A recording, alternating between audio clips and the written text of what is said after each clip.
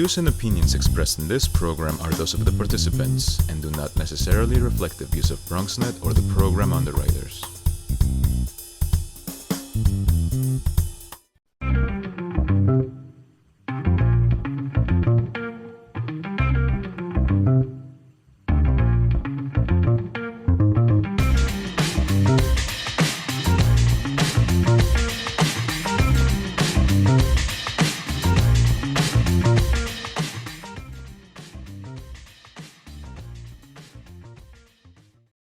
Hey there, welcome to the Bronx Buzz. This is BronxNet's program you probably know already, where we talk to reporters and editors and videographers and filmmakers and really anybody who's putting stuff out in the borough of the Bronx. And we're also sometimes going to be talking to podcasters. And I say that with an underscore because that's what we're doing today. Obviously, the biggest story for all of us right now is the inauguration and the assumption of presidential duties by our new president, Joe Biden. And anytime that I look for advice or information or background on what it means, I call one particular person, and it turns out that person is my son, Evan. So I'm welcoming Evan Axelbank to the Bronx Buzz. Nice to have you with us. Yeah, it's it's good to talk to you. Although A little we talk, strange. yeah, a little strange. We talk what 3 or 4 times a day. You know how you know that you're really my dad. You're right back there on the wall there. Oh, there With I the am. rest of our family. So there we Yeah. go. Well, you could Suzanne say and Sean. that, but we don't want to exchange pleasantries too long because we really have business to do. We could But though. I am doing this program from your bedroom in the Bronx. So you got a little bit of the Bronx. Just for people who don't know, Evan is a reporter at Fox 13 in Tampa, Florida. And he also hosts the podcast Axelbank Reports on History and Today. And I can tell you, as his father, that when he was a boy, he was always interested in presidents and he read books about presidents and really memorized a lot of stuff. And happily, he's carried a lot of that into his professional work as well. And so let's get right to it. Let's talk subject matter. We have a pandemic. We have an economy that is not doing well. Unemployment is certainly rising to horrific heights. We have had an attack on the Capitol, which is an historic event. Has any other president ever taken office with maybe not this exact issue, but this level of crises? Well, there are two that come to mind. One of them would be Abraham Lincoln. The other would be FDR. If we talk about Abraham Lincoln, he took office after 7 states had already seceded in 1861. He came into the capital, Washington, D.C., under the threat of assassination. And they actually had to put a disguise on him as they took him through the train system, through America's train system. He made some stops on his way from Illinois to Washington. And on the way, they basically had to do it, use a diversion and send 2 trains. And they put him basically in a secret train car, put a disguise on him, and brought him into the Capitol under the cover of darkness. There was an assassination threat in the city of Baltimore that they were trying to avoid. It's unclear as to how realistic it was, but it did seem to be a credible threat. So they did that. So, but certainly 7 states seceding would count as a major crisis in American history. So Abraham Lincoln would be one, and then FDR came into office during the Great Depression. And so he took a number of steps in his first 100 days to try to turn that around. So without a doubt, FDR would also be considered the second president to take office during such a significant crisis. And then you could look at Barack Obama in 2008 and 9 during the financial crisis. So those 3 certainly come to mind. But America always has something going on that a new president has to take a handle of. Has there ever been as big a difference between a previous administration and a brand new administration from a political point of view? I mean, they Trump and Biden could not be more diametrically opposed. Has there ever been this big a shift? Listen, Obama, George W. Bush to Obama was pretty significant, but not with the same kind of rancor that exists today. Well, without a doubt, one would certainly think of Barack Obama to Donald Trump. Donald Trump signed a number of executive orders to overturn many of the things that Barack Obama had done, both in terms of immigration, in terms of the environment, certainly in terms of the pro-choice and pro-life debate in this country. So that would certainly be one major about face that America had done over the years, has gone through over the years. One would think of Jimmy Carter to Ronald Reagan. That was a significant change. And one also thinks of Dwight Eisenhower and JFK. You know, you had a young president taking over for a relatively old president. It was seen as the old guard handing off to the new guard. Um, Politics was not quite as divergent back then. There were still conservative Democrats. There were still liberal Republicans back then. But that would be, another time where administrations changed in a way that was symbolic of America's new direction. I think that would be a way to say it. Let's talk about a vice president becoming president.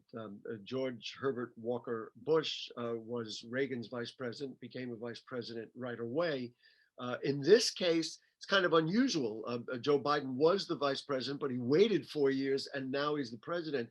Has any other, I guess, twofold question. Has any other vice president skipped a term and then became president? And then also, how have they fared? Is there a way to measure how vice presidents have done when they became president? I don't know that you can measure. I don't know that it would be related as to whether it was just a vice president taking office for a president. I don't know that you could make a case that they all kind of turn out one way. I think it depends on who the vice president is. But to answer your first question, yes, Richard Nixon went from being vice president from 53 to 61, then skipped 8 years between Kennedy and Johnson, and then took office in 1969. So Richard Nixon would be one.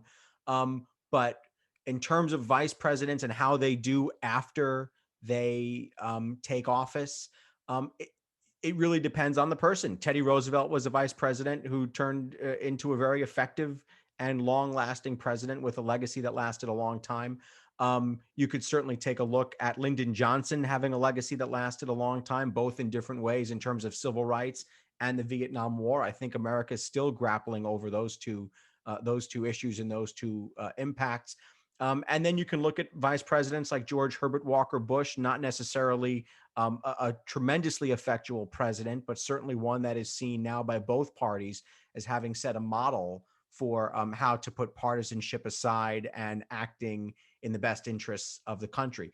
So those would be some examples. And I was thinking of how many vice presidents have failed to become president, even after they tried. Al Gore certainly tried and failed. You would look at, there were so many who wanted to become president and who never did. FDR had three or four of them who never became, or had three of them who never became president until Harry Truman did. Aaron Burr, going back to the late 1700s and early 1800s, he never became president and wanted to. You're so close, but so far in some ways. And I'll add one more. Andrew Johnson turned into just about the worst president America had ever had after being Lincoln's vice president for only a couple of months. Well, you did mention Richard Nixon, and we should mention that his presidency ended badly. It didn't end the way he wanted it to end. That's for sure. To say the least. Inaugural speeches are kind of a big thing, and they're iconic in many ways. They really lay the groundwork for a presidency. The initial feedback was that Biden did a good job. Many people were, certainly his supporters were looking for, a new look at America, pledge for unity. There have, of course, been great inaugural speeches. Where does this fall? Is it fair to even look at it in the scope of history? How do we think, and how will historians look at what Joe Biden did on Inauguration Day? Well, we don't know yet. We don't know how the ball game is going to turn out. I'll put it this way. Can you remember anything Bill Clinton said during his inaugural address? Can you remember his two of them? Can you remember anything Barack Obama said during his two inaugural addresses? Probably not. Even presidents who are seen as effectual don't always have inaugural addresses with moments that stick out. I think when you look at let's say John F. Kennedy's speech. That is seen as a landmark speech. Abraham Lincoln's second inaugural address is seen as a landmark speech. But if you look at the clippings from those times, even when history kind of spits on your shoes, it's not exactly clear to those writing it right away. Sometimes it does take time. And certainly Abraham Lincoln and JFK both had their critics. And these addresses, it sometimes take a while for something to stick, because the moment that we are looking at them to kind of encapsulate, it doesn't necessarily present itself right away. It takes time to see what really was prescient. And you look at 4 years and you say, well, 4 years, okay, it's like a long time, but not that long a time. You know what I mean? So Yeah. these things, 4 years is a long time to see how something fares. And we also have to remember that American history doesn't work in 4 and 8 year increments. Things don't happen necessarily related to the presidential terms of office. So even something that Joe Biden does today might not even, the results of it may not even present itself for 20 years. So inaugural addresses, they change over time. I guess we're hoping that his work on the pandemic doesn't take 20 years, though. I have to say, I think we're all hoping. It doesn't matter what political party. We certainly hope that we're going in that direction. During the inauguration, by the way, my guest is my own son, Evan Axelbank, who is a podcaster who podcasts Axelbank Reports on History Today. He's also a TV news reporter in Tampa, Florida. I called you, or we texted during the inauguration. And I think either you noted or I noted that he was doing the swearing in at 11:49 a.m. The Constitution of the United States says it should be 12 noon. So at that moment that he lifted his hand off the Bible, was he the president even 11 minutes early, or is there some other consideration? So he was not the president when he lifted his hand off of the Bible. The Constitution, I believe it's the 20th Amendment, although I'd have to be checked on that. But the 20th Amendment, I think, I know it says, whichever number it says that at noon is when at noon is when the transfer of power happens. And it doesn't happen a moment before or a moment after that. The president does have to take the oath of office before the moment. So as long as he takes the oath of office before, at noon, he is or she is the president or vice president of the United States. And that's just a matter of the Constitution. So, I mean, I'm using an extreme example, but if a war somewhere were to start, Donald Trump would have been the one responsible for the first 8 minutes of the American response to it. Or 11 minutes if you 11 minutes. Okay. Yeah. Right. The other thing, and we're just got about a minute and a half left. The other thing that I think is worth noting, I mean, Kamala Harris being the vice president, first South Asian, first African American vice president. Is there any sort of a precedent other than Barack Obama being the first Black president, just a few years ago? Or is this really a seminal moment in American history? The short answer is this is unprecedented. The longer answer is, unless we can go back and do genealogical testing on all 48 or 49 presidents and find out what's really in their backgrounds. And I'm not saying there is anything that we don't know, but you never know until you know. It would certainly seem to be that this is a historic and landmark moment in our nation's history to have a female vice president, as you said, African American, South Asian, all these other things. It's a terrific moment and one that certainly people everywhere can look to. It's pretty startling also to note, and of course, history will determine its own path, that this is the oldest president. Joe Biden is the oldest president in history. So far, the first couple of days, he seems to be doing well, and we'll find out over time. My guest has been my son, Evan Axelbank, a reporter at Fox 13 in Tampa, Florida.